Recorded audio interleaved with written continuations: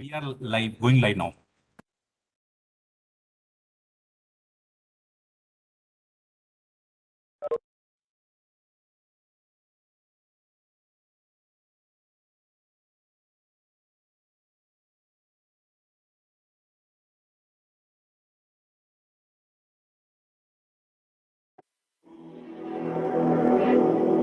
गंगे च यमुने चैव गोदावरी सरस्वती कावेरी नर्मदे सिंधु जलस्मिन् सन्निधिं कुरु। जल ईश्वर स्वरूप है, सौम्य, शालीन, जीवनदायक। प्रकृति का दिया ये जल रूपी वरदान पृथ्वीवासियों के लिए सिर्फ एक विरासत नहीं बल्कि एक जिम्मेदारी है जिसे आने वाली पीढ़ी के लिए संभालना आवश्यक है। और इस उद्देश्य की ओर पूरी निष्ठा से कार्य कर रहा है राष्ट्रीय जल मिशन, जल शक्ति मंत्रालय, भारत सरकार। खेती के उपयोग में आने वाले पानी का अधिकतम उपयोग हो, इस दृष्टिकोण से मंत्रालय माननीय प्रधानमंत्री जी के मार्गदर्शन में काम कर रहा है और हमने नेशनल वाटर मिशन में 20% तक पानी के उपयोग में कमी लाने का लक्ष्य रखा है। सतह पर जो जल उपलब्ध है उसका उचित प्रबंधन, भूगर्भ के जो हमारे स्रोत हैं उनका ठीक से उपभोग हो, जो पानी हम अलग अलग क्षेत्र में उपयोग में लेते हैं उसका विवेकपूर्ण उपयोग हो और उसके साथ साथ में जो पानी उपयोग के बाद में निकलता है उसका ठीक से ट्रीटमेंट हो, तो हम जल सुरक्षित देश को बना सकते हैं। जलवायु परिवर्तन का विशेष ध्यान रखते हुए national action plan on climate change के तहत नेशनल वाटर मिशन की स्थापना की गई ताकि जल संरक्षण को बढ़ावा मिले, जल की बर्बादी को कम किया जा सके और राज्यों के भीतर एवं राज्यों के बीच जल का अधिक समान रूप से वितरण सुनिश्चित किया जा सके। राष्ट्रीय जल मिशन के प्रमुख उद्देश्य हैं जल का डेटाबेस सार्वजनिक रूप से प्रस्तुत रखना और जल संसाधनों पर जलवायु परिवर्तन के प्रभाव का आकलन करना, जल संरक्षण वृद्धि और संरक्षण के लिए नागरिक और राज्य कार्रवाई को बढ़ावा देना, शोषित क्षेत्रों सहित संवेदनशील क्षेत्रों पर ध्यान देना, 20% तक जल उपयोग कुशलता में वृद्धि करना और बेसिन स्तर के एकीकृत जल संसाधन प्रबंधन को बढ़ावा देना।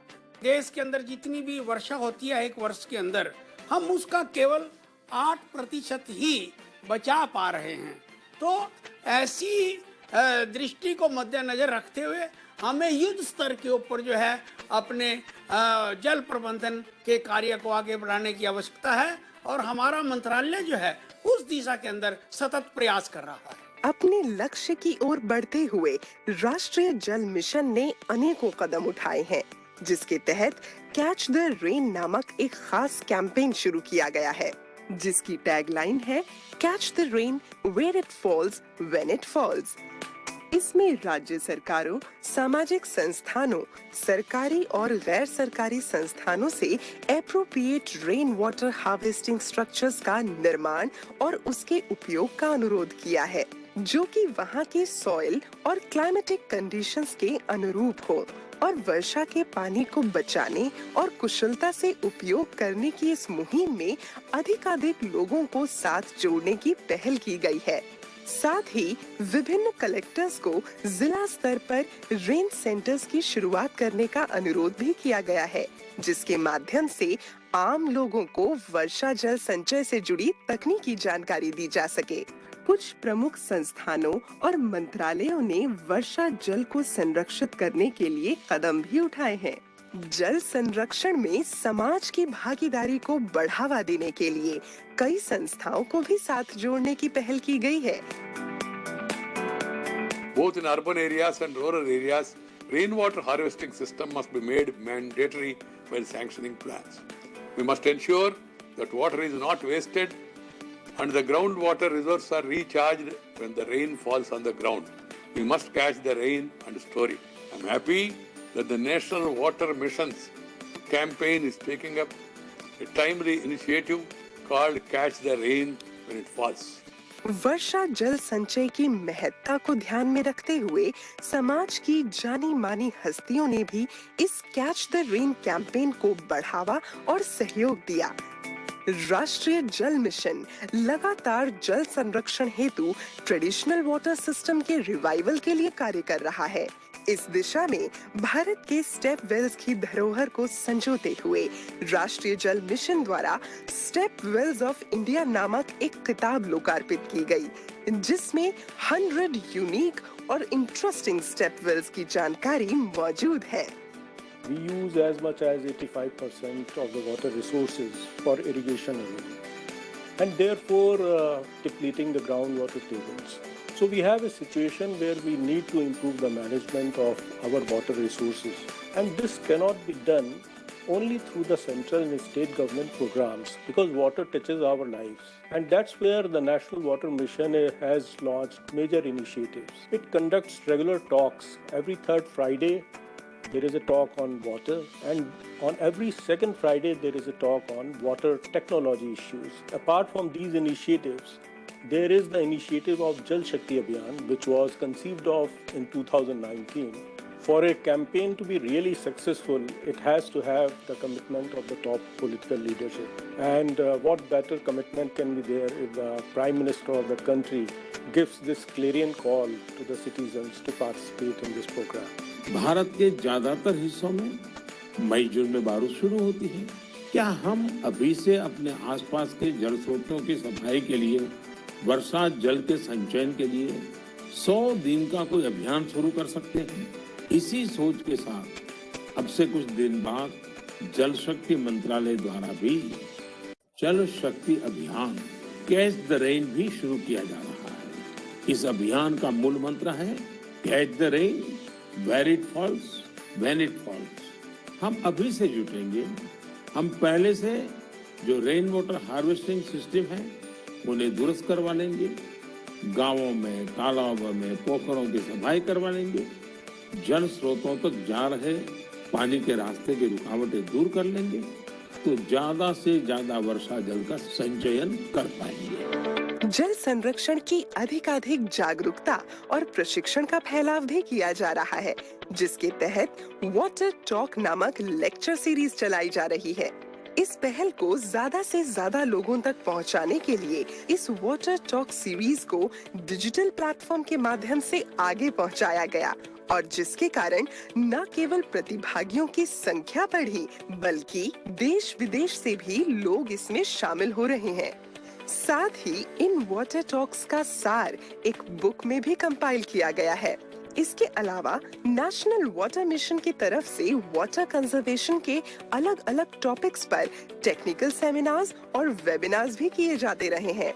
साथ ही जिला अधिकारियों और म्युनिसिपल कमिश्नर्स के साथ वीकली वेबिनार्स भी किए जाते हैं, जिसमें उनके द्वारा उनके क्षेत्र में की जा रही बेस्ट प्रैक्टिसेस की चर्चा की जाती है। एवरी डीएम्स को रिक्वेस्ट किया कि हर जिले में एक रेन सेंटर नहीं तो एक जल शक्ति केंद्र खोलने के लिए, इस जल शक्ति केंद्र में जल के बारे में जितने भी जानकारी लोगों को मिलना चाहिए उसी के बारे में जानकारी मिलता है। But we have to make people understand the value of water and engage them in discussions, engage them in thinking about the value of water, so that they leave behind a very good legacy for their next generation. सिंचाई क्षेत्र में सुधार के लिए 26 baseline studies भी की गयी और साथ ही मांग प्रबंधन यानी डिमांड साइड मैनेजमेंट के लिए सही फसल नामक कैंपेन चलाया जा रहा है, ताकि किसानों को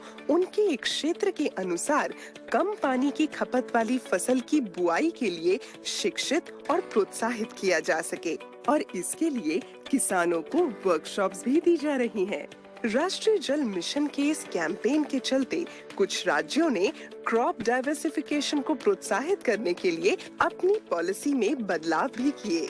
औद्योगिक क्षेत्र में भी जल के कुशल उपयोग के लिए नेशनल वाटर मिशन लगातार निगरानी बनाए हुए है, जिसके तहत कई विभिन्न उद्योगों में वाटर ऑडिट्स भी किए जा रहे हैं। BIS की पार्टनरशिप के तहत वाटर अप्लायंसेस के स्टार रेटिंग का काम भी हो रहा है। जल क्षेत्र में स्टेट स्पेसिफिक एक्शन प्लान की संरचना के लिए राष्ट्रीय जल मिशन द्वारा राज्यों को वित्तीय सहायता भी दी जाती है। इतना ही नहीं, विभिन्न रूप से जल संरक्षण को व्यवहार में लाने वाले संस्थानों को प्रोत्साहित करने के लिए नेशनल वाटर मिशन अवार्ड्स के जरिए 45 लाख रुपए तक के कैश प्राइजेस भी वितरित किए गए।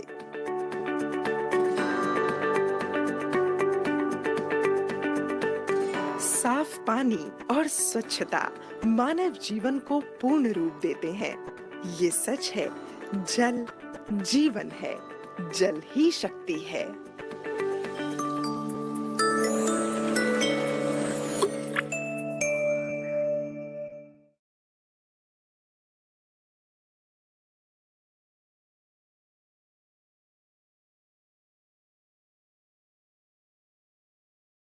Mute, ma'am.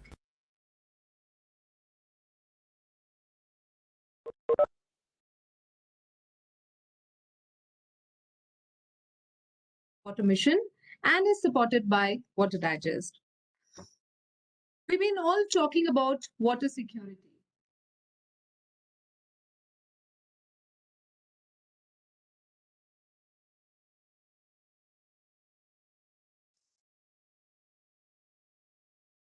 Not audible. You're not audible, madam.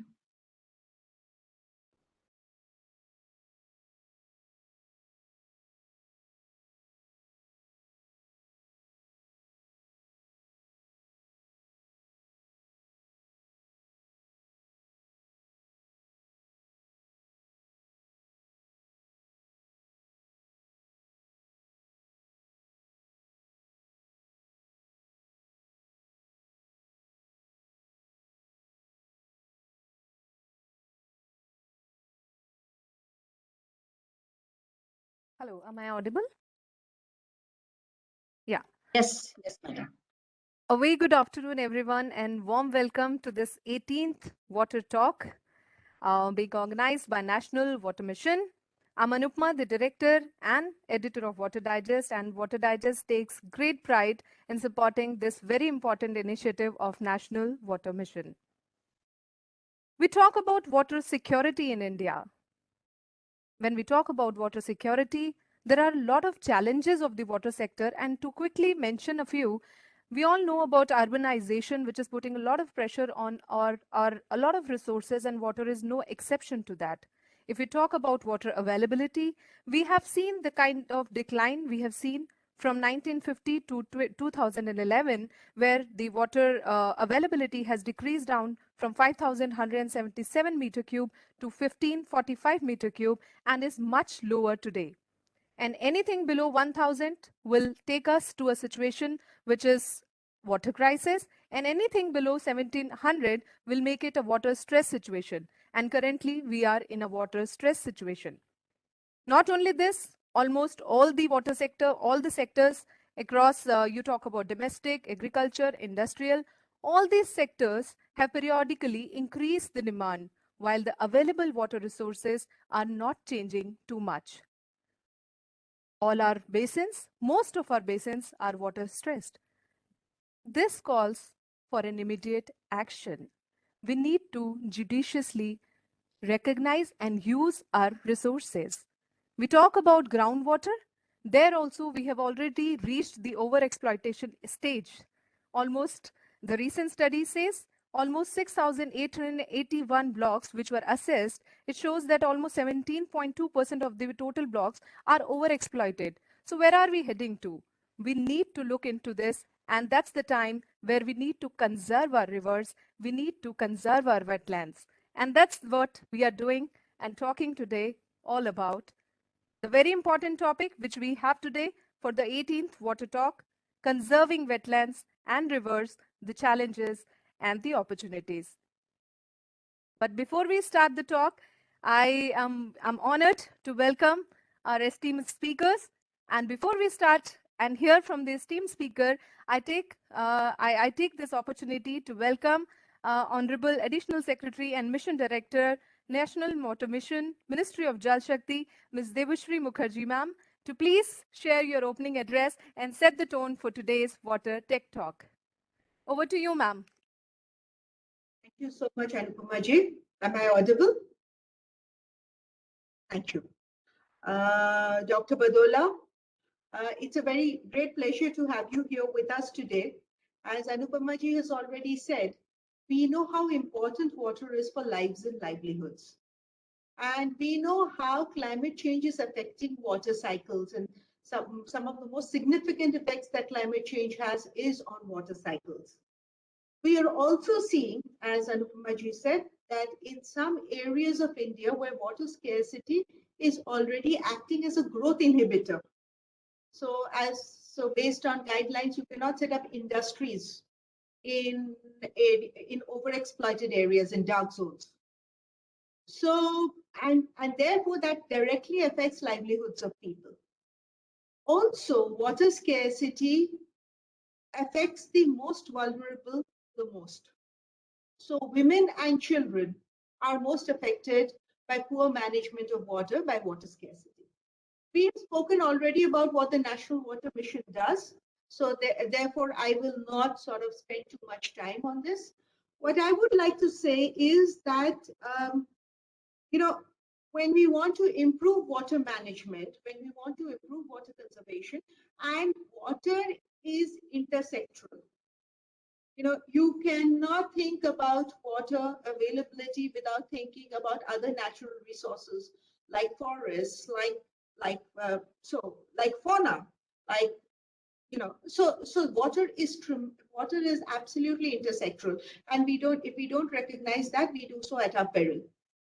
So so the point is that we know that better water management is our goal. We know that we need more storage to sort of guard against climate change, and whether that is, you know, storage through managing our groundwater reserves better, recharging our groundwater, ensuring flow in surface water bodies. So all of those, ensuring that our wetlands are protected, ensuring better springshed management, a whole range of things. The questions that a lot of people ask is how. And this is where our tech talks are of great relevance. This is through our tech talks, we bring in people who've had experience in the sector to try and answer the how. So therefore, and the water tech talks are really about moving forward in terms of bringing strong expertise to try and, as I said, answer the hows. Also, another issue that I want to raise right here is that we've been grappling with the problems of how to ensure women are at the center of water governance and water management. You know, when we talk to Gram Panchayat, when we talk to various providers, water service providers, they say, oh yes, we have village water and sanitation committees, 1/3 are women. The Panchayat Samitis, 1/3 are women. However, I mean, one is representation, the other is participation. So it is important. So this is one of the questions that we're also grappling with. And I hope some of our talks will also help us to answer these. So therefore, on, you know, very close to the International Day for Women, it gives me great pleasure to welcome Dr. Badola. And, you know, for two reasons. Not only is she a woman in tech, which makes her a role model in many, many ways, but also she's here to talk about water. So thank you, Dr. Badola, and over to you. Thank you very much, ma'am. And it's a pleasure to meet you online, at least. I've heard so much about you and your work. And we've also been working, albeit on the sidelines, on this Catch the Rain, where it falls and when it falls. And I will be talking something about it during my talk as well. So I'll just share my PPT.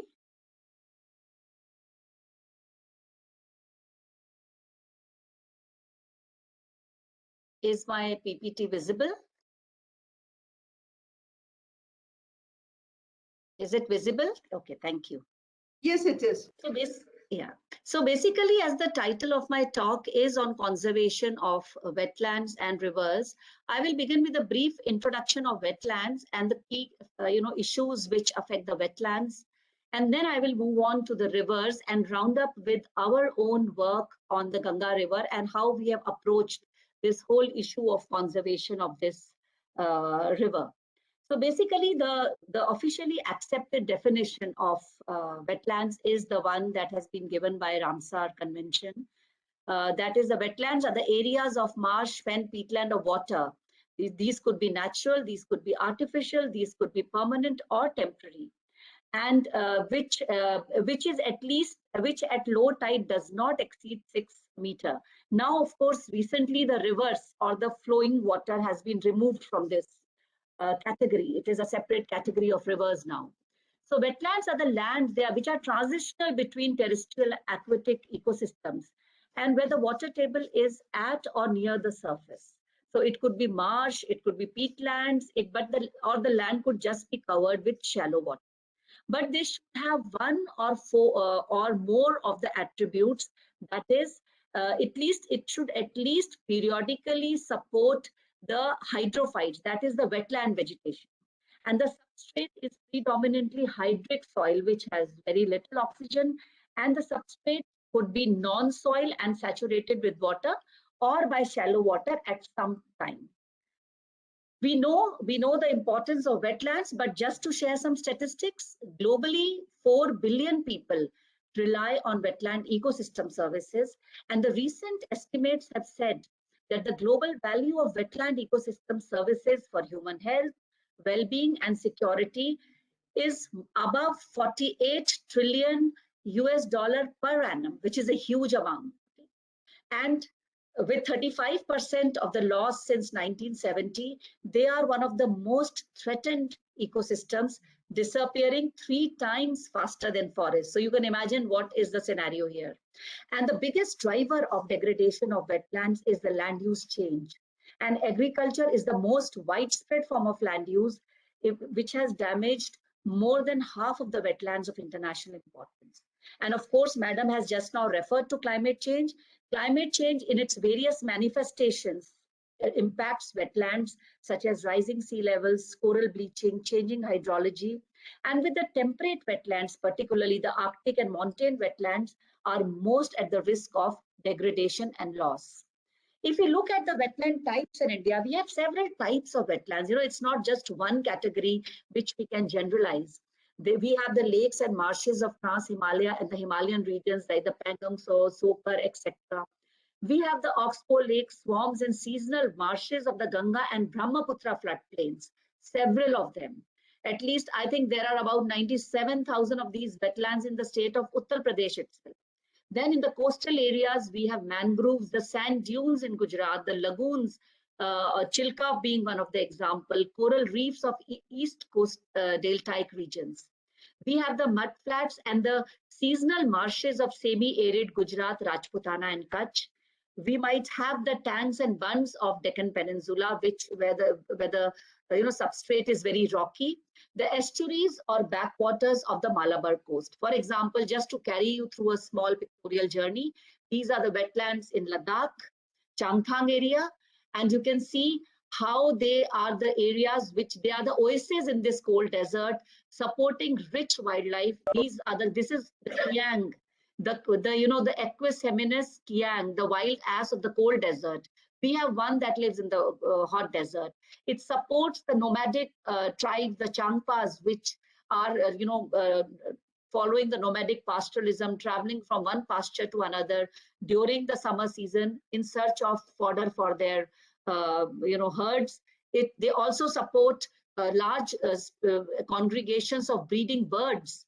And of course, the tourism industry, which is now becoming very, very important in these areas. And again, as we come down to the Himalayan regions, these are some of the wetlands in Kashmir, for example, the Wular Lake or the Hokersar, etc., which are again very important, not only from the ecological point of view, but extremely important as they sustain the livelihoods of the local people in these areas. As we come down, we have the beautiful marshes, the wetlands of the Indo-Gangetic plains, absolutely critical to support the livelihoods of the people, the agriculture of these areas, and also the floral and faunal biodiversity of these areas. Now, the question that Madam just now said, that wetland is intersectoral. I think that is a beautiful summarization of the whole approach, because if you look at these species, and one may say that what is the critical importance of these species at times when we are actually looking for people's livelihood, we are looking at agriculture, food security, etc. But these species, they may be the rhinoceros of Kaziranga, Manas, or, the Uttar Pradesh, or, the elephants in these tall grasslands of the Gangetic plains, or the different species of deers, or the tigers, whatever. They are the factors that contribute to an intact ecosystem and also the indicators of a healthy ecosystem. Any ecosystem, whether it is a forest ecosystem, a wetland ecosystem, or a riverine ecosystem, is an ecosystem because of its various constituents. And these constituents include both the biotic as well as the abiotic factors. And these are the very critical components, also very important, if we can think of ways and means to make them very important for the direct tangible benefits that they can provide to the people. And these are again the wetlands of the Northeast India. And this is one area where I've been working with. I wanted to show you the beautiful Loktak Lake and the floating national park, the Kebal Lamjau National Park, which is on this Loktak Lake in the state of Manipur.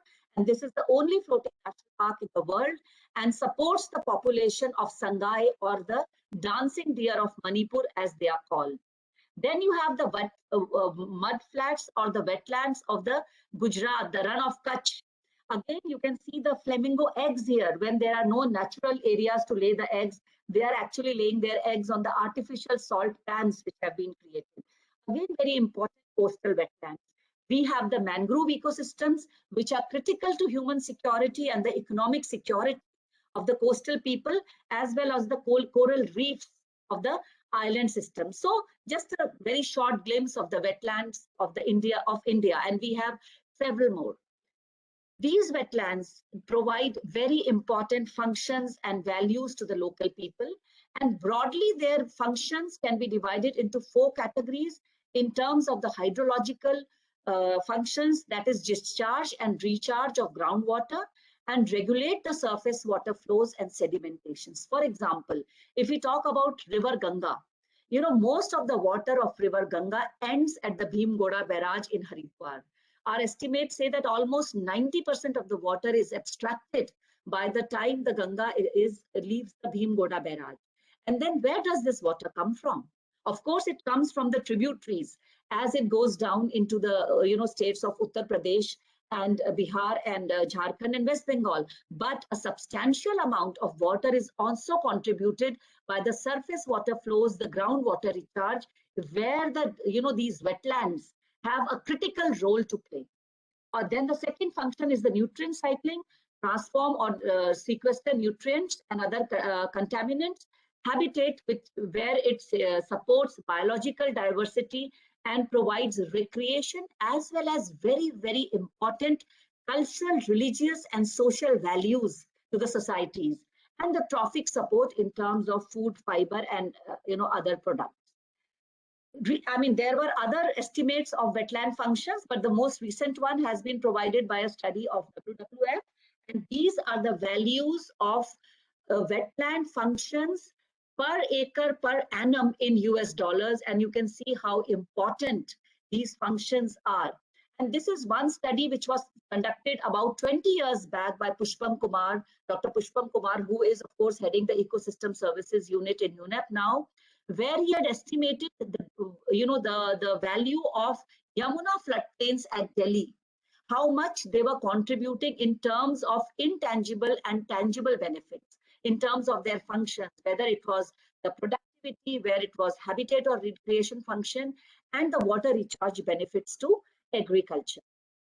However, when we look at the global trends of species loss and threat, we find that the decline in freshwater species is the most accelerated as of now.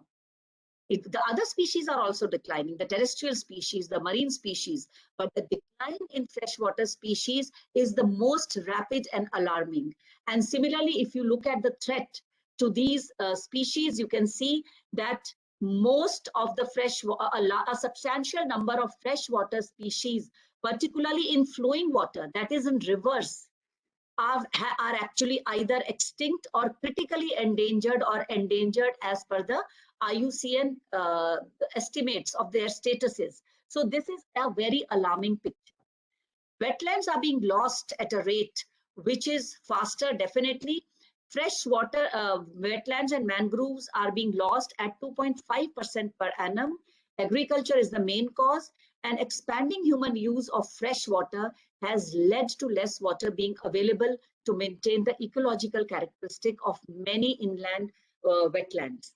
And if you look at how much global wetland loss is occurring, you can see that India, particularly in this part, the eastern part, the Brahmaputra basin, and parts of the Ganga probably, which are going into Bangladesh, the Hooghly path, are demonstrating a substantial wetland loss. So how this wetland loss occurs? Basically, there are factors that operate for a brief period, but could be very severe. That is land reclamation. It means these are the direct drivers. Immediate agriculture conversion, direct deforestation in wetlands. And I would like to add one more, one is the direct deforestation. And what we are seeing examples in several wetlands of the country, reforestation and afforestation in wetlands without understanding their ecological characteristics. I have seen way back in the early 2000s, willows being planted in Mular Lake. Right now the government of India has the Green India mission. So we have to be extremely careful if we are not going to use, wetlands, or sometimes they are treated as wastelands to do these plantation activities, totally changing their characteristic. So this is another threat. Then dehydration, drying up of wetlands, thermal alteration, and hydrologic alteration due to loss of lake connectivity with associated rivers, extremely important. One example of this is the Barela wetland in Vaishali district of Bihar, where we worked for a while and where we have a very active group of Ganga Praharis working.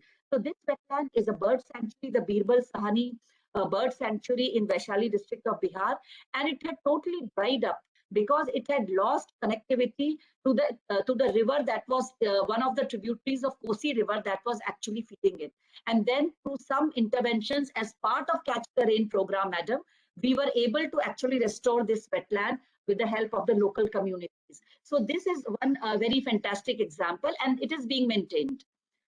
Then there is the chronic wetland loss, which is a slow process, and but it causes immense damage. That is overgrazing and biomass removal, alteration of catchment areas, water demands and abstractions, degrading water quality in terms of pollution, siltation, groundwater depletion, and of course, introduction of exotic species, both flora and particularly fish species. And we've had several reports from the ground where we have found, where people have reported finding several species, exotic species, even within the Ganges river system and other important river systems of the country. Basically, to summarize, these are some general factors which have been affecting wetlands in India, which was published in a very good journal. But these are similar to what I have already discussed right now. But if you see what are the underlying causes, these are the overt causes. There are only 3 underlying causes of wetland loss. That is information failure, that is lack of awareness about the values of wetland, of conserved wetlands. Whatever valuation we do, whatever valuation we compute in our income account, in our national income or accounts, only come from degradation or exploitation of these resources.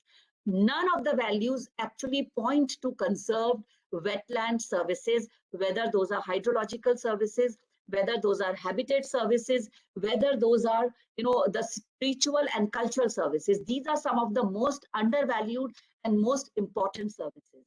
So these, if they are not, people are not aware. I mean, people are aware. The problem is of getting the right values. So there are a lot of studies which are happening, but we need to actually do these studies at national levels and to actually compute them into our reporting of national income accounts at state and national levels, extremely important. Then comes the market failure. the failure of markets to reflect the full or true cost of goods and services provided. Again, just to give you an example, we go to buy a shirt in a market and the shirt is for 500 rupees. So you also carry 500 rupees and I also carry 500 rupees. Now what happens is that you pay the 500 rupees, but the shirt is given to me. So what will happen? Next time I will again go to that market and I will go very happily because I know I can get a free shirt. You will go to that market, but you will be very angry and you will want to recover your 500 rupees and you will never want to pay any money in that market because you know that you could be cheated out of your money. So what will happen to that market? Ultimately, that market will totally crash. And this is exactly what is happening in the case of natural resource conservation. If you look at most of the wetlands in India, and particularly in the Indo-Gangetic plains, they are under the control of the panchayats. And you know what, at every moment, at every point in time, there are ways and means to look at their exploitative values, because that is the only benefits which the people who live in their vicinity are able to get. If we are to conserve these wetlands, we really need to find ways and means to ensure that the people who live near these wetlands, who need to sacrifice their certain uses of these wetlands, are adequately compensated to to ensure the conservation of these wetlands. So that is the market corrections are extremely important. We may call them carbon markets, we may call them eco-development, we can call them joint forest management, or we can call them payment for ecosystem services. By whatever name we call them, we need these well-established market, and ultimately these lead to intervention or policy failure, that is lack of intersectoral approach and policy coherence for conservation of these natural resources. What are the kind of steps that have been taken? We have wetland conservation status has been computed. We have a huge amount of area under wetlands, including coastal, inland areas. We have 65 wetland conservation areas, and today we have about 50 Ramsar sites in the country. And here you can see these are the wetlands in the country which have been identified under the National Wetlands Conservation and Management Program, all over the country, representing all the biogeographic zones of the country. And these are the wetlands of international importance under the Ramsar Convention. And actually now in Upper Ganga River Basin, there are 5 more which have recently been declared. So these efforts are going on at the national and state level. At the national and international levels, there are responses. Ramsar Convention on Wetlands, which actually talks about the wise use. Then the CBD, which of course again talks about wise use and ensuring community participation and stakeholders participation. The Wildlife Protection Act, which looks at the species, and of course the wetland and wetland protected areas. The Environmental Protection Act of 1986 and the National Environment Policy of 2006, which actually lay down strategies for engaging communities and for meaningful conservation of wetlands, which are under the control of the panchayats and other community-based institutions. And of course, the most important wetland conservation and management rules, which after which each state has a wetland regulatory authority at the state level. And in fact, on 10th March, the Honorable Supreme Court has in fact taken out an office memorandum where the wetlands which have been mapped by the Union, and I will read out from here, is that the wetlands that have been mapped by the Union of India should continue to remain protected on the same principles as were formulated in the Rule 4 of the Wetland Rules of 2010. This is a very, very recent judgment by the Honorable Supreme Court, which actually restricts the kind of activities that can be carried out in the wetlands. It's a very welcome step, and we could actually use it. In the wise use of wetlands, the most important directive is actually their sustainable utilization, which means we can use these wetlands, but they should be used in a way so that they do not lose their ability to perform the ecosystem functions for the future generations. And that they do not lose their ecological characteristics and properties. That is the interpretation of wise use. There is nothing which says do not use them, but we have to use them wisely. And we need to engage the legitimate stakeholders, particularly the local communities and the women, which are taken into account at all stages. So this is the interpretation of the wise rule. Now, the rivers, if we look at the rivers, the situation is even more grim. And if you see the spatial distribution of threat to riverine species, you will see the condition of our country. We are at the highest levels of threat. And particularly the Indo-Gangetic Basin, the Brahmaputra Basin, extremely in under, the highest levels.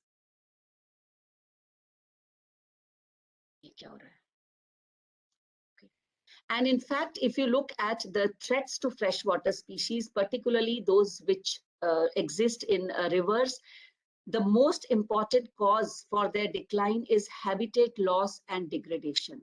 Of course, climate change or overexploitation, pollution, etc. have a role, but the most important factor is habitat loss and degradation. Coming to our rivers, it has been articulated that Pibanti Nadya Swayam Meva Nabham. Rivers do not drink their water. And our Honorable Prime Minister had also mentioned during the Mann Ki Baat that for us, the rivers are not mere physical entities. It is a living unit. It is a mother. We call it a mother. And this is where we celebrate our joys, our traditions, our religious ceremonies and sorrows. Everything takes place in the lap of these rivers. River flows connect people, places, and other forms of life. And they also inspire and sustain diverse cultural beliefs, values, and ways of life. And for many human populations around the world, river flows are linked to their livelihoods, their identity, their sense of place, their ceremonies, their traditions, and their culture. Several ecosystem services are provided by the various components of the river, particularly, and there could be three major components of a river. The main stem river, which is very important for the water that it provides for consumptive uses and non-consumptive uses, water, power generation, navigation, transport, aquatic species, then other regulatory services. The riparian areas, that is the strip of green forest that exists along the rivers, are again very, very important ecosystems, particularly for the floral and faunal assemblages that they support, because they stabilize the river banks. They also provide a wide variety of raw material, pest control, climate regulatory services, as well as erosion prevention and flood protection.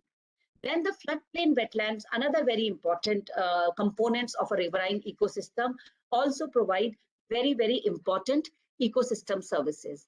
And the large number of wetland functions are associated with river wetland dynamics, including biodiversity, denitrification, sediment storage, habitat values, substrate water storage, food supply, and other services. In India, the rivers, we have various types of rivers. We have the snow-fed rivers of the Ganga, like the Ganga and the Brahmaputra, Indus, Brahmaputra, which are snow-fed. Then we have the rain-fed rivers over large part of the Indian subcontinent, the Jhelum, the Ravi, Tapi, Narmada, Chenab, etc. Upper perennial, lower perennial, or intermittent rivers, and we have some of the tidal rivers like Hooghly, etc., which are the coastal rivers as such. In fact, the human civilization, the whole old world civilization have always originated along the rivers. We have the Mesopotamian civilization in the Tigris and Euphrates Valley. The Egyptian civilization, these were almost contemporary. And they also were overlapped with the Indus Valley civilization in India. And in fact, some of the seals, etc., of the Indus Valley civilization show that they had some kind of trade. And then later came the Chinese civilization along the Yellow River. So the role of rivers is extremely important in the growth of the human civilizations and history. Now, coming to the case study that I really want to discuss in greater detail, that is the Ganga River, the national river of India. We are aware that it flows over a distance of 2,525 kilometers over 5 states. It's a transboundary river which flows into India and Bangladesh, and 26% of the landmass of the country is drained by this river or this river system. A large number of 40% of the people of India, of 11 states in northern India, actually depend on this river and its associated wetlands and tributaries in some way or the other. 30% of the water resources come here, and 40% of India's total irrigated area comes from the Ganges River basin. 40,000 cremations per day take place on its banks every day. And you can see this is the main stem Ganga, originating from the Himalayan biogeographic zone in Uttarakhand, flowing down into the Gangetic plains. Some part of it also covers the Deccan Peninsula, you know, the Son River, the Yamuna, Chambal, they are touching these other areas. And of course, it goes into the sea in West Bengal. So, and its major tributaries are, you know, you can see here are Ramganga, Gomti, Ghagra, Gandak, Kosi, Ajay, Roop, Narayan, Son, Yamuna, and so many others. She has, whenever you see Ganga's statue, always she is seen riding on an animal which looks like a gharial or a magar, or known as Makar, the mythological Makar. It's Vahan. And this is the Ganga at Devprayag, where it gets the name Ganga. This is the Ganga in the Himalayas, the Bhagirathi actually. And here it meets with the Alaknanda to form the Ganga. And this is the Ganga at Varanasi. It supports various, you know, from the mountains to the plains to the coast, different people, different languages, different clothes, different foods, different temples, small temple in the Himalaya to the, you know, to the grand temples along its banks in the plains, different religions, whether it is Buddhism, Jainism, Christianity, Sikhism, or Islam, everything has prospered along this river. As you move from Uttarakhand, it originates from the Gangotri glacier and it goes down into Devprayag, where it becomes Ganga, and comes into Haridwar, where the river enters the plains. And here at the Bhimgoda barrage, we lose much of the water that comes from there. And then it goes into the city of Meerut, which is the historical city from where the mutiny for Indian independence started. Then we move into the industrial city of Kanpur, which has, which is infamous for actually putting in a lot of industrial pollutants into the river. But the things are much, much better now. And then we move into the city of Kumbh, the Prayagraj, where it meets with the Yamuna and where it gets a fresh lease of life with the water that Yamuna brings. And the Yamuna gets its water from the clean Chambal. And then the Chambal joins the Yamuna and Yamuna meets the Ganga at Prayagraj. Then there is a fresh, surge of water into the river. Then we move into the holy city of Varanasi, which is supposed to be one of the oldest recorded inhabited cities of the world. And it is said that Vikram, the god's carpenter, the god's carpenter जिन्हें कहते थे, god's architect, जो कि वो construction का काम करते थे, उसकी पूजा भी होती है. विश्वकर्मा जी ने अपने हाथों से ये घाट बनाए थे. Yes. विश्वकर्मा जी ने अपने हाथों से वाराणसी के घाट बनाए थे.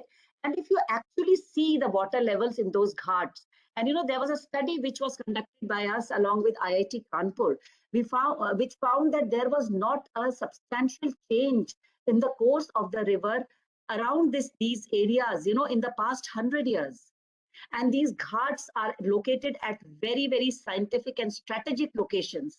और आपने देखा होगा कि कोई भी मौसम हो, वहां पे पूजा करने, अर्चना करने, आरती करने लोग पहुंच ही जाते हैं.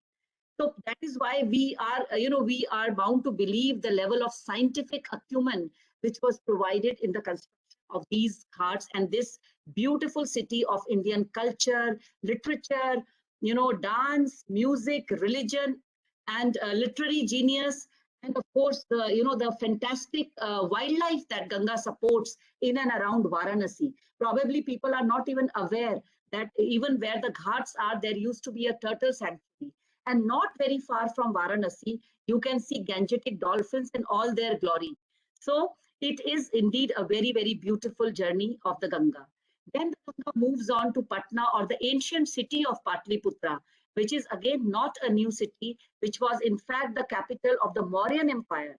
200-300 BC से ये शहर जो है आबाद है, and on the banks of the Ganga, and we have historical records which show that the river navigation was used by these rulers for trade with other kingdoms in the area, as far as Taxila. And of course, it is also in a way the birthplace of Sikhism, the birth of Guru Gobind Singh Ji. The Patna Sahib Gurdwara is there. And again, we move to Bhagalpur, the silk city of India. But it does, and a very, very important city, for ancient city known for trade. But it is not only famous for silk and trade. It is the only probably city or only place in the country which has a dedicated wildlife sanctuary for the Gangetic dolphin, our national aquatic animal, the Vikramshila Dolphin Sanctuary. I am not aware if there is any other sanctuary globally for dolphins or not. I don't think so. But in India, this is the only sanctuary for the dolphins, the Vikramshila Wildlife Sanctuary. And of course, then we move into the city of joy, Kolkata, and into West Bengal, where the Ganga joins the sea and reaches its, the ultimate aim. So this city is important in every way. It is important from the religious point of view. It is known as Moksha-daini Ganga. So even in life, even beyond life, it has a very, very important role to play in lives of millions of people. This is the Ganga Aarti at Haridwar. As I said, each day, every day, in these ghats, the Ganga is revered. The Aarti takes place, which is attended by at least thousands of people in this Dashamesh Ghat at Varanasi. And you can see it is a sight to behold. And there was a talk of giving it a UNESCO World Heritage status, but I don't think it has happened as yet. Then at one ghat we celebrate life, and in the other we celebrate death. And this is the Manikarnika Ghat in Varanasi. Again, a ghat where it is said that the funeral pyre has not been extinguished for the past 80 years, not for a moment. Then again, the cultural significance of this river in, you can see Devi going to its Maika in West Bengal during the Durga Puja. And of course, the importance of the river in everyday life of the people, whether it is for fishing, whether it is for navigation or any other way, Ganga is a lifeline to several thousands of people. And it not only it supports the life along us, Ganga and other rivers support the life within them.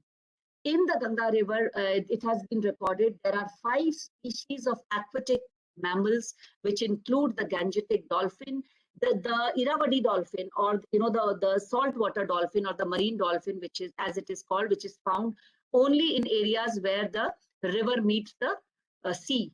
Then 177 species of aquatic birds and several species of migratory birds, of very, very important birds. You can see the pair of Saras crane, the tallest flying birds, which are extensively found in the floodplains of the Ganga River in the states of Uttar Pradesh and Bihar also.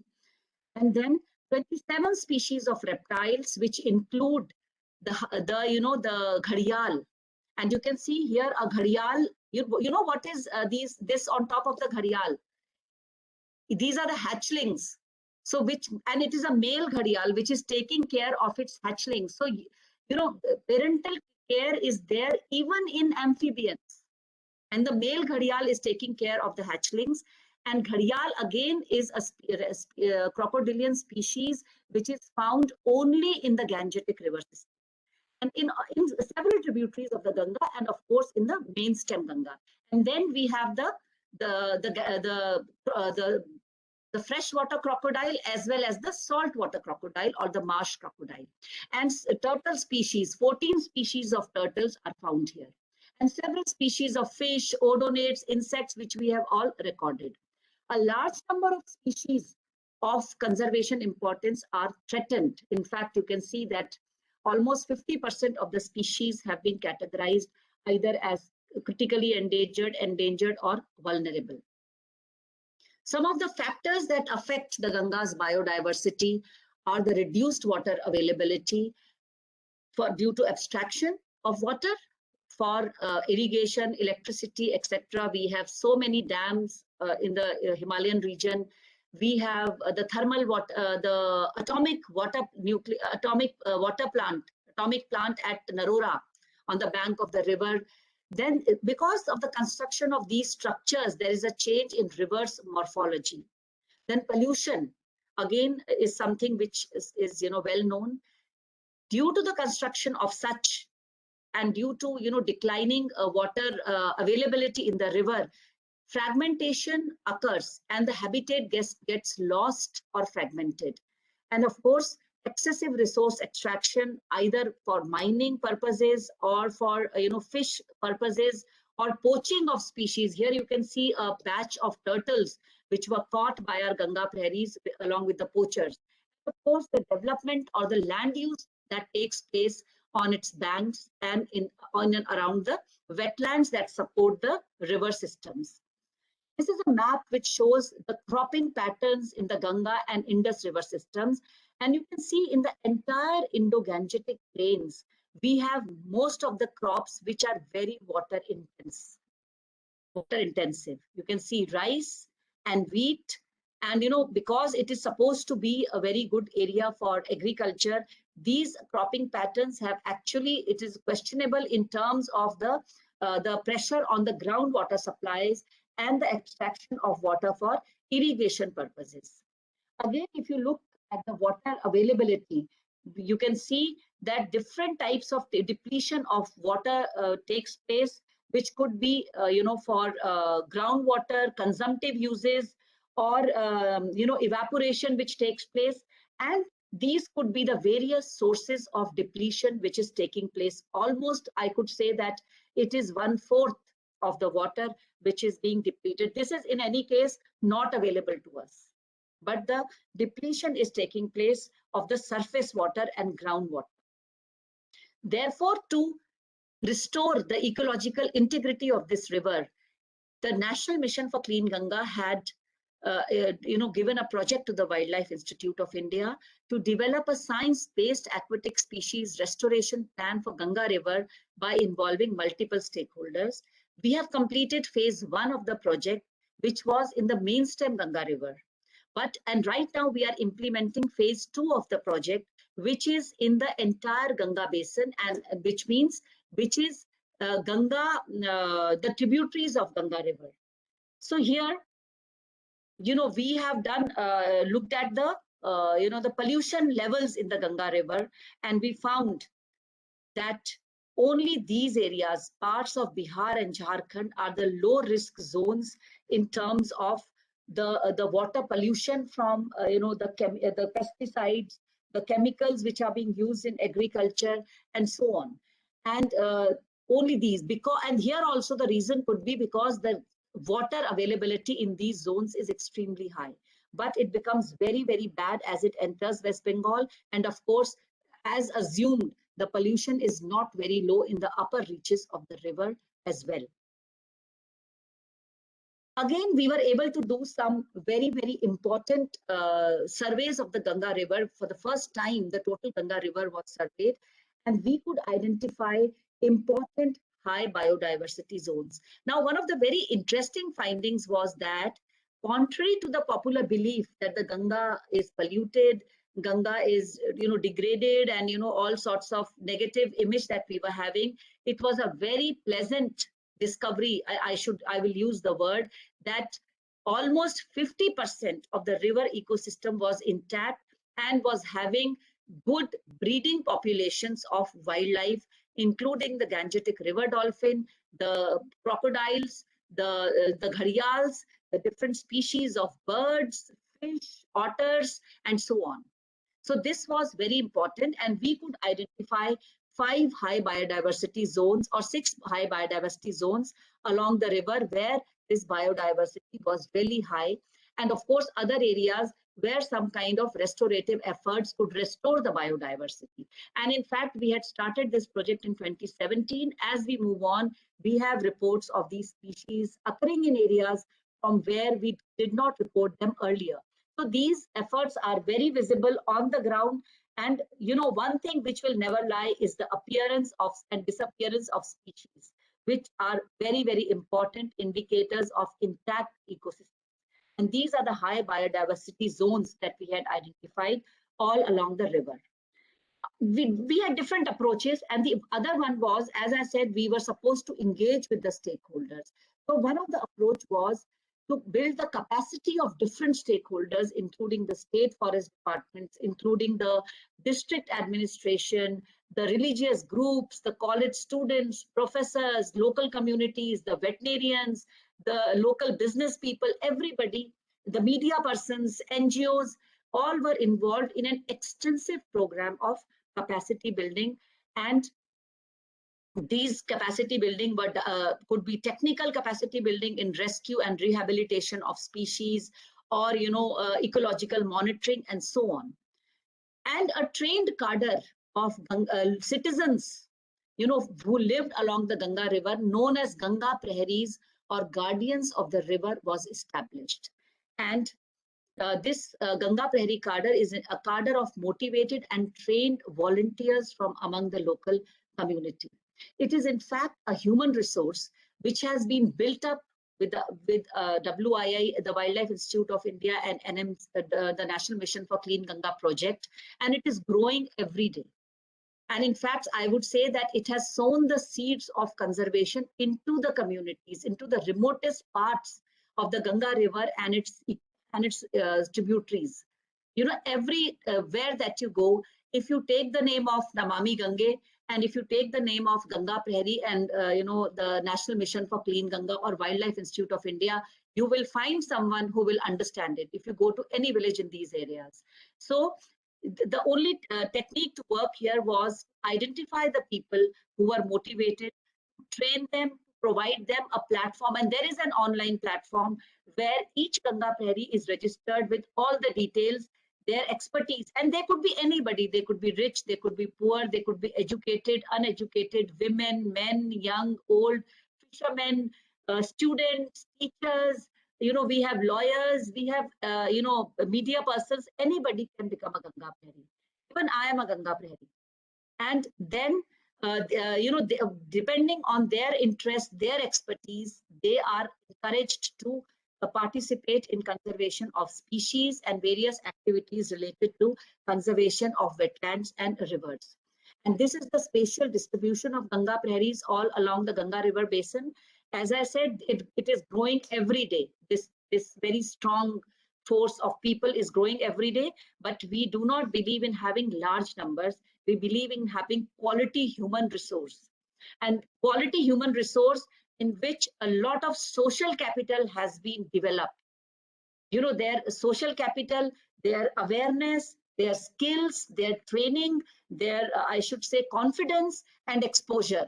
These are the things that we constantly work on, and with extremely good support from the National Mission for Clean Ganga, who have been our motivators, supporters, and of course, the funders for this particular project. A lot of trainings have been given to the Ganga Praharis in terms of skill, ecological monitoring, ecological surveys, first responders, bird watching, wetland management, ecotoxical sample collection, catch the rain campaign. They have been worked extensively on this. Basics of herpetofauna and snake rescue, leadership and community mobilization. And in fact, during the COVID times, for 2 weeks, we were totally in a state of shock. We did not know what to do. And then we discovered Zoom, and our Ganga Praharis also discovered Zoom. And then till today, and today also, I'm sure several of our Ganga Praharis are online. So, this is also a process. For us, it was a new learning to use digital media, for them also. And they totally kept pace with us. in trying to learn this medium and becoming comfortable with it.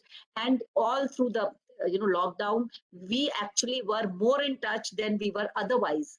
And a lot of training programs, a lot of discussions and plannings could be held through that medium. When we talk about conservation to the local communities, if we want to engage them with us, the first thing which we need to look at is livelihoods. I talked about market failures, but market failure will occur if we are not, if conservation will not make economic sense to the people. So extremely important to link conservation and livelihoods. And here we have done a lot of work in terms of livelihood trainings. Don't go by these numbers, they may be older also. And we created a livelihood model by the name of Jalaj, which is, Jalaj means which emerges out of even with, kamal ka phool, jo ki kichad mein se bhi ug sakta hai. So the opportunity to create your livelihoods in and conserve your biodiversity, even in very, very desperate times and desperate places. That is the Jalaj symbol. And as a symbol, we have this small boat of one of our Ganga prairies at Varanasi. So this is just a symbol for Jalaj, but Jalaj has different models. Somewhere we have Jalaj as shops, where the products created by our Ganga prairies are sold. In some places, Jalaj are small boats where our fishermen Ganga prairies actually have now become eco-tourist guides, where they take people to view wildlife and all. While we were developing the skills of our people in livelihoods, we were also developing their link, because this is not our job. This is not the job of NMCG or, the Ministry of Jal Shakti to develop livelihoods.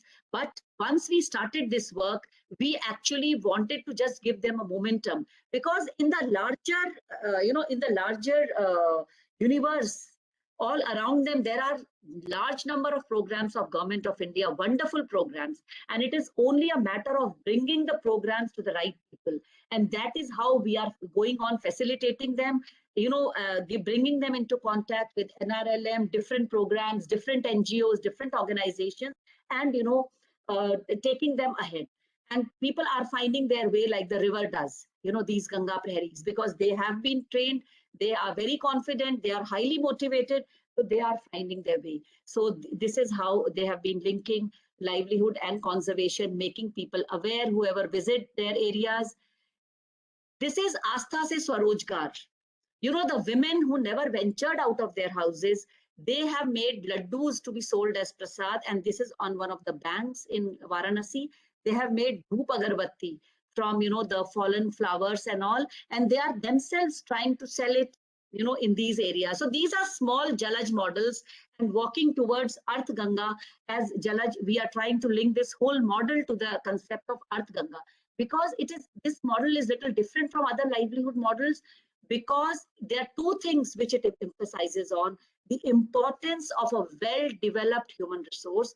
And the second thing is the human resource should be very well trained and very well motivated to take care of the natural resource base. So these are the two highlights of the Jalaj as it goes into Arth Ganga. Then developing micro plans, they are planning for their own villages. So this is what they have been trained in and they are doing. And as I told you, there are smaller models of Jalaj all along the Ganga river, where we have done some pilot projects at Haidarpur, Bridge Ghat, Bandel in West Bengal, Sahibganj in Jharkhand, this one, Bhagalpur in West Bengal, Prayagraj, Kathi in Varanasi, and so on. So these are smaller models, but we are now trying to upscale this because many people are coming. And so they actually, it is not a matter of painting a boat and giving it the name of Jalaj. It is a symbol. It is the legitimacy of the whole thing. If it is a blue boat with the name of Jalaj, with the name of NMCG, with the name of Wildlife Institute of India, it is supposed to mean that there is a trained Ganga Prahari who is manning this boat. And he or she will be working not only for their livelihoods, but they will be securing their livelihoods along with conservation of the river and its species. So that is the legitimacy which this blue paint is giving to this Jalaj. These are small things. And this is Pahalgaon in a remote village, Bihar, where these women, 3 of them had come to be trained in WI, not the women, just the men. The old man here and, 3 men sitting here. And they actually mobilized their whole team of fishermen.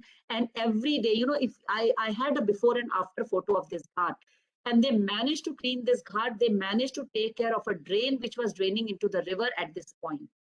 And this is not now, this is way back in 2018. And of course, through various mediums, plantations, awareness, livelihood skills, they are catering to foreigners on this Jalaj in Varanasi. Through, training people, they are contributing to the conservation of biodiversity. They act as first responders, where they provide training to the people, where they inform the forest department, or they rescue these. This is a dolphin recently being rescued by one of our Ganga prairies from the net of fishermen. They, this is how they are. If any turtles come into their village, immediately they will get into touch with the department and ensure that they are released back.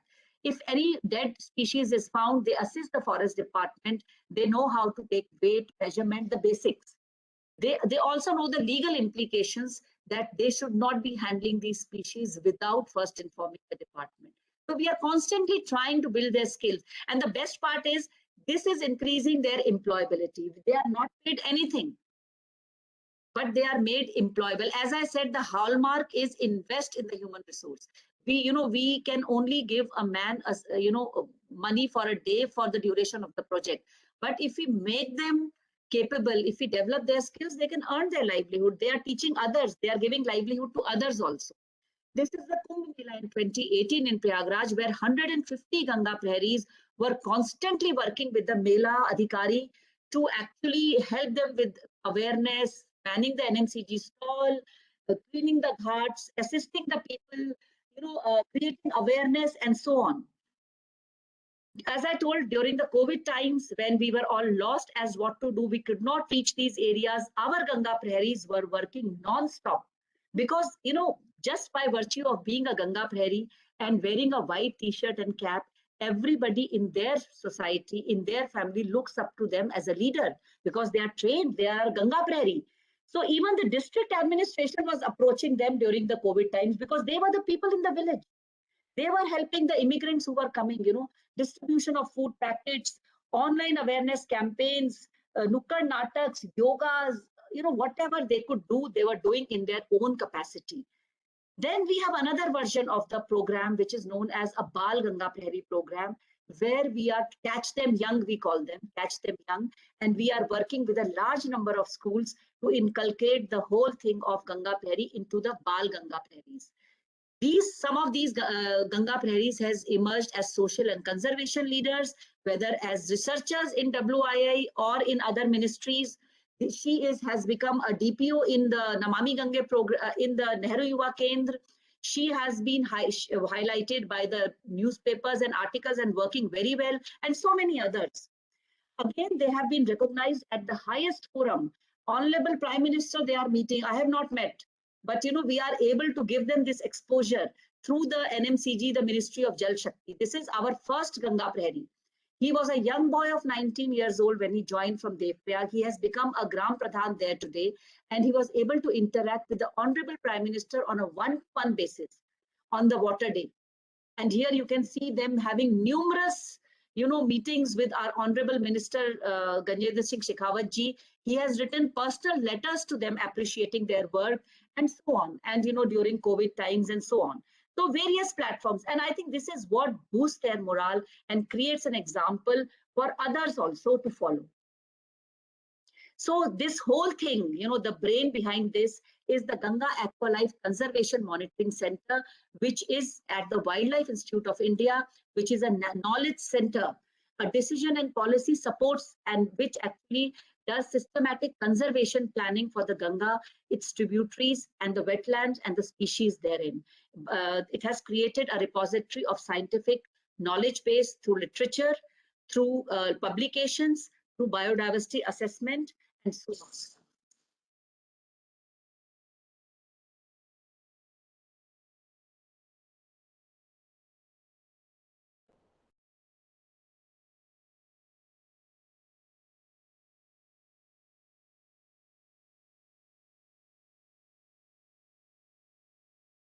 So, we started a series of talks on the Akashvani on Ganga Ki Baat. where our researchers and sometimes Ganga Praharis go and talk about the Ganga River on the radio. We have created a lot of literature for various target groups. You can see here in Hindi, in Bangla, in English, where we actually different target groups are targeted to for different knowledge. We have created various songs and aartis, so every medium is being used. We have created dances for the Ganga, including the Namami Gange anthem. Then several of scientific study reports are now available once our phase 1 study on the main stem Ganga. Advocacy and policy support, we were able to get declared the Kachwa Wildlife Sanctuary around Prayagraj from Veja to Baripur in Bhadoi district of UP in 2020, which falls in one of our high biodiversity zones, which was identified by us, and we've created the management plan for this particular area. Of course, the smart strategy implementation for the Ganga River for dolphins was presented during the first Ganga Council meeting to the Honorable PM, and the project Dolphin was announced subsequently on 15th of August 2020. A lot of capacity building documentation, database, etc. have been created. And for popularizing and outreach, a lot of material has been created for the children, for adults, for in Hindi, for everybody, so as to create a mass awareness. We have this was created, the linking species with religion was created for the Kumbh Mela, and of course for various forums. We have created these puppet shows, etc., with the help of NCRT, street plays. A floating exhibition was there known as Ganga Tarini on the river. Now we have discontinued it. And of course, we have 2 interpretation centers, one in Sarnath and one in Kanpur Zoo. So if you see, even the SDG 6 actually is to ensure safe drinking water and sanitation for all, and focusing on the sustainable management of water resources. So this is the focus of the SDG 6, and we are committed to follow it. The World Development Report of 2021 laid stress on the valuation of water, considering 5 interrelated perspectives. We have to look at the water sources, very important to conserve and protect them. We have to look at the water infrastructure, how that water is being distributed, used naturally or otherwise. What are the water services that are being used? And what is the role of water as an input to production and socio-economic development? We are only valuing the end product. We are not valuing the water contribution to it. The social cultural values of water, which is the most undervalued aspect of water conservation. So probably we need to move like this. We need to induce behavior change among the people, among each citizen of this country, enhance productivity of the ecosystems, whether it is the riverine, wetland, or agro ecosystems, green agriculture, natural agriculture, because that is one of the greatest threats to these wetlands and water, and create mechanisms to ensure entitlement issues, the access issues. For what? Access means entitlements even for the poorest of the poor, for the faunal assemblages, and so on. So wise use, balancing, intersectoral approach, I think are the requirements of the day. So thank you all, and the forum is now open for questions. Thank you, Dr. Ruchi and Dr. Badola. It was so nice to hear from you. And in fact, I don't think you have left any stone unturned as far as, overall covering whether it is the technical studies or reaching out to the, public at large, because advocacy forms the base for any, success of any program. So that too is being touched upon a lot. And because we're the communicator of the water sector, Water Digest had involved in all this, so that particularly impressed us. So of course we've been hearing a lot about your Ganga Praharis, so wonderful work, and there are compliments coming up, and it's now time that with your if you're comfortable, we'll move ahead with the question answer session.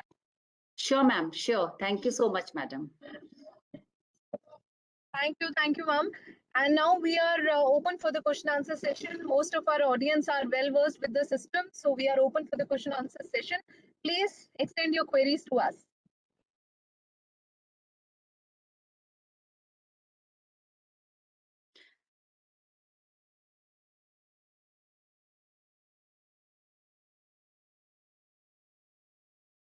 So one comment I can see here, there are a lot of wetlands which is not recognized by the government.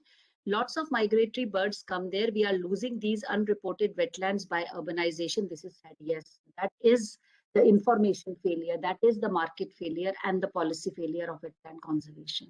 But you know, the idea to get communities on board is exactly this, because government can only do so much. You know, they have already created a atlas, inventory of wetlands greater than 2.5 hectare. But as I said, most of these wetlands are under the control of the communities, the temples, the panchayats, and so on.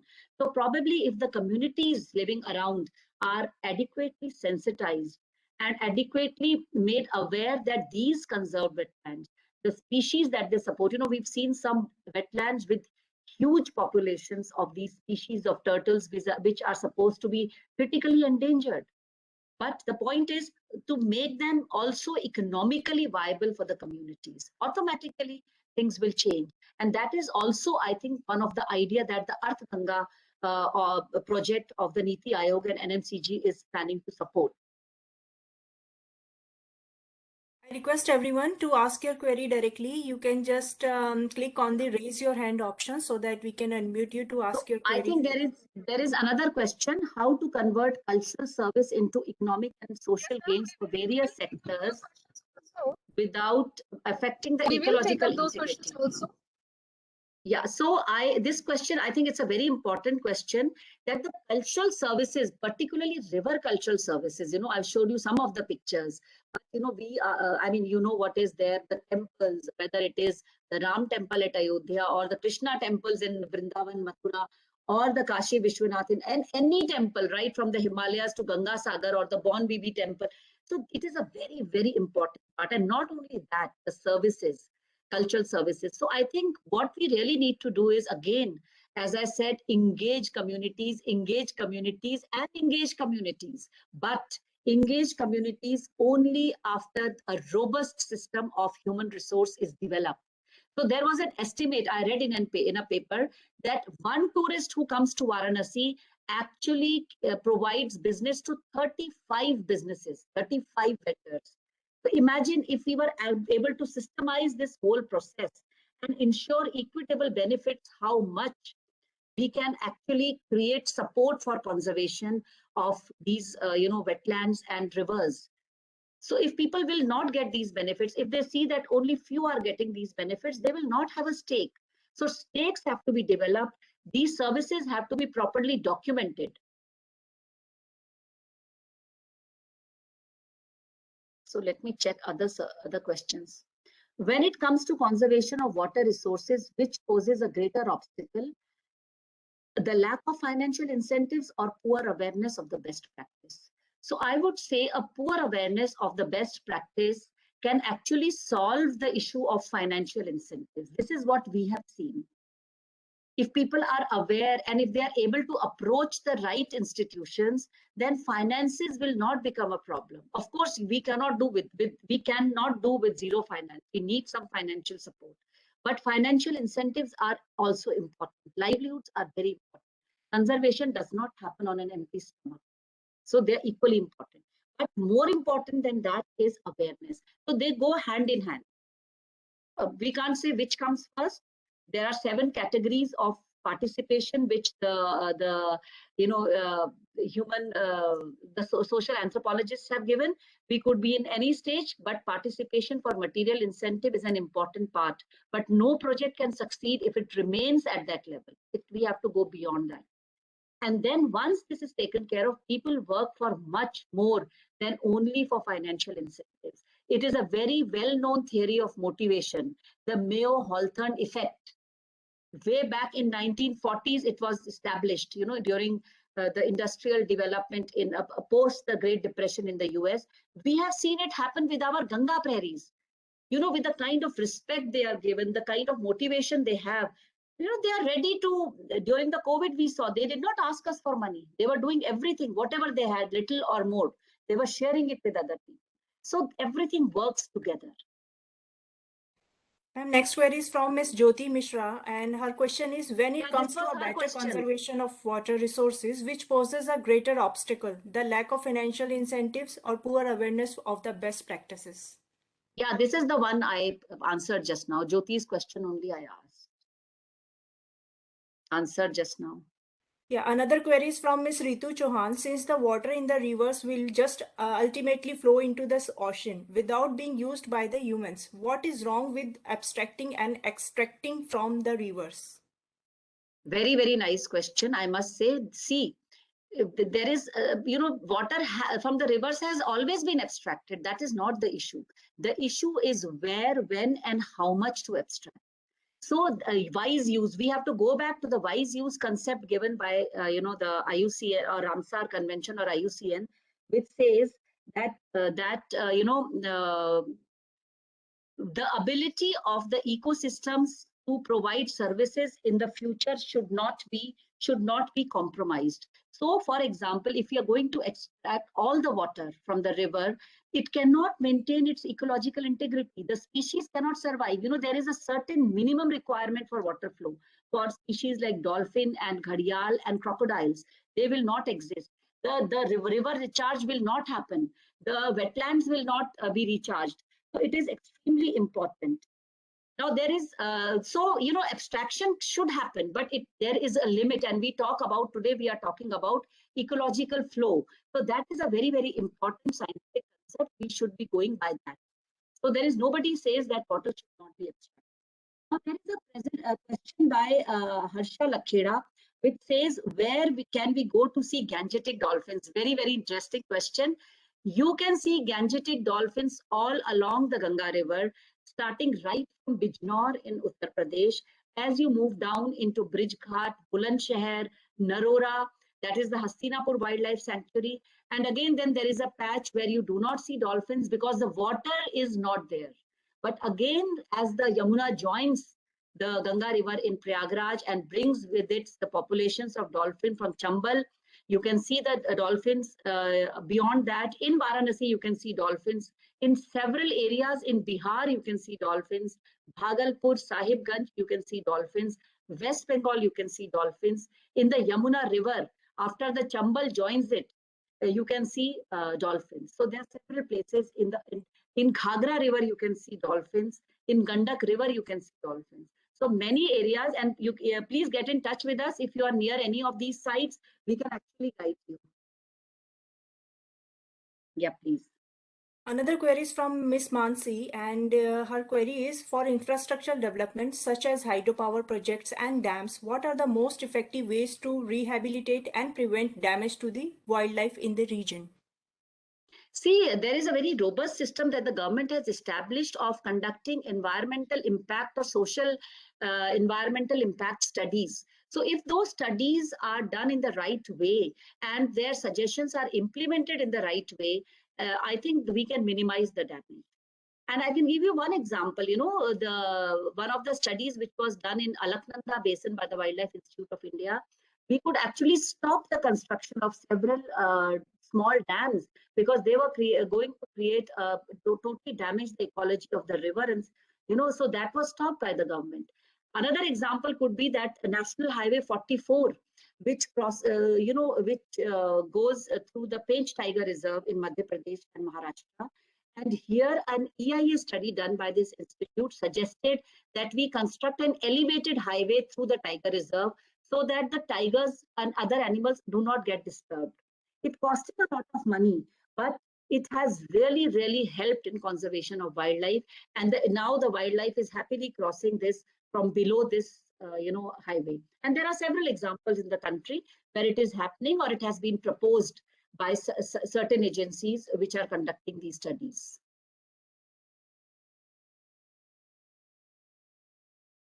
Another query is from Mr. Gaurav Sinha. He just want to say that we had Asian waterbird count sanctuary in Kanwar Lake, Begusarai, Bihar. We saw poaching practices inside the Ramsar site. And he's also saying that there are lots of wetlands which is not recognized by the government yet. Lots of migratory birds come there. We are losing their unreported wetlands by urbanization. Kindly comment on that. Yeah, I know this area, Kabartal in Begusarai district. It's a very, very rich bird area, and I think it's a proposed wildlife sanctuary also. It's an important bird area. But as you know, as I said, if people around these wetlands perceive these birds as a source of their livelihoods when they are dead, rather than when they are alive, when they can bring birders and tourists to see these birds and earn a better livelihood and better respect and better name, they will continue hunting. See, it is the demand and supply. You have to see that. You market forces you cannot beat. As long as these people are not able to get a proper livelihood, which is either away from these resources or which is based on intact, sighting of these birds. If more and more birds come, more and more tourists will come, they will get more and more income. Definitely, these are some of the means which have been used. And you're right, there are several such recognized and recognized wetlands. Some are very, very well recognized and granted the conservation status. Some are still, not recognized. And I'm telling you our own experiences wherein we see these very important species in these wetlands. And the only solution is to mobilize the communities, because there is a limit to what the government can do. Everything cannot be. And now, of course, we have this Supreme Court ruling for, conservation of these wetlands. Very, very strong policy, support by the Supreme Court of India. So it is there. We just have to sort of implement all these things. Ms. Pariva Dobriyal wants to know how to convert the cultural services to economic and social gains for various sectors of society without affecting the ecological integrity of the wetlands. I think I've answered this question. Okay.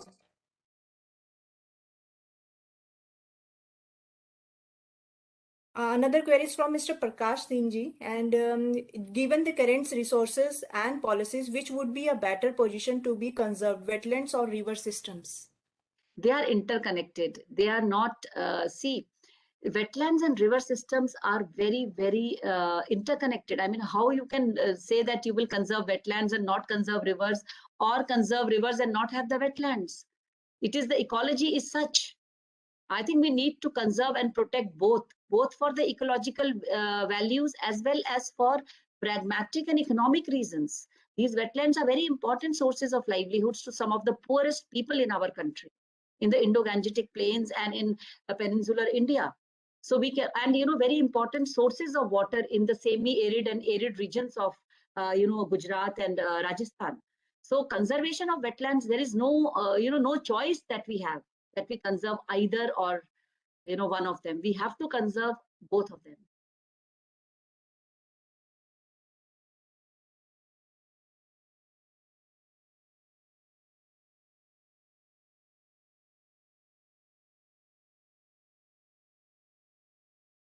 Any more?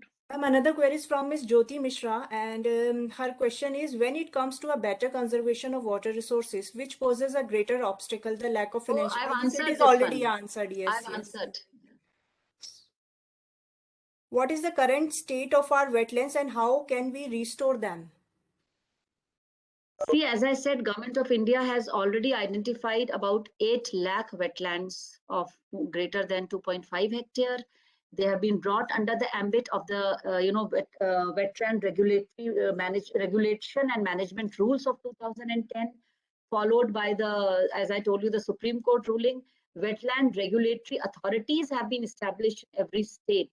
So I think the infrastructure is well in place. Now we really need to involve the local stakeholders more and more in their conservation, particularly the Panchayati Raj institutions. And secondly, we also need to integrate the conservation of these wetlands into the district level planning process.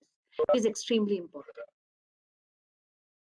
I request Dr. Stuti Gupta, you may please ask your query. Just a second, Neha. I think we are already reaching to our time limit today. In fact, we would like to close the program a bit earlier. Kindly excuse kindly excuse us for winding up the program a bit earlier today. So thank you so much, Dr. Badola, once again for your wonderful insights. In fact, like I said, you not only stressed upon the technical aspects of, the river basins, how things, the wetland conservation, you have also talked about how the holistic approach has been adopted, how every aspect has been covered.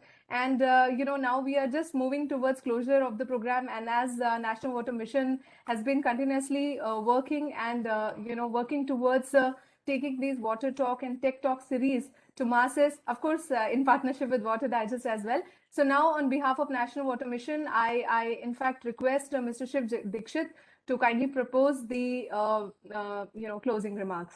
Over to you, Mr. Shiv Dikshit, Technical Advisor, National Water Mission. Get out audible, please.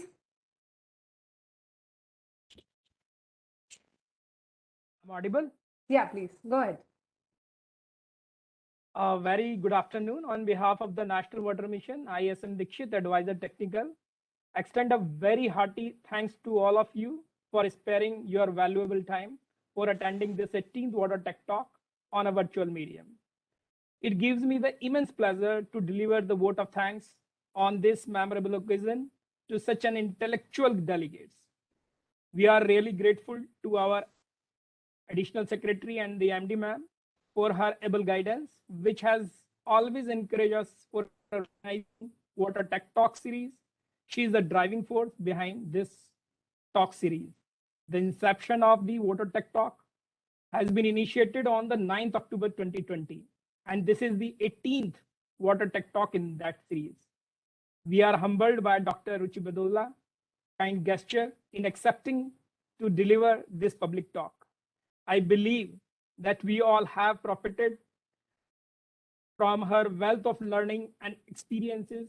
Your talk has been quite educating and illuminating. We understand by today's talk that the biodiversity and the water resources are linked and both support each other.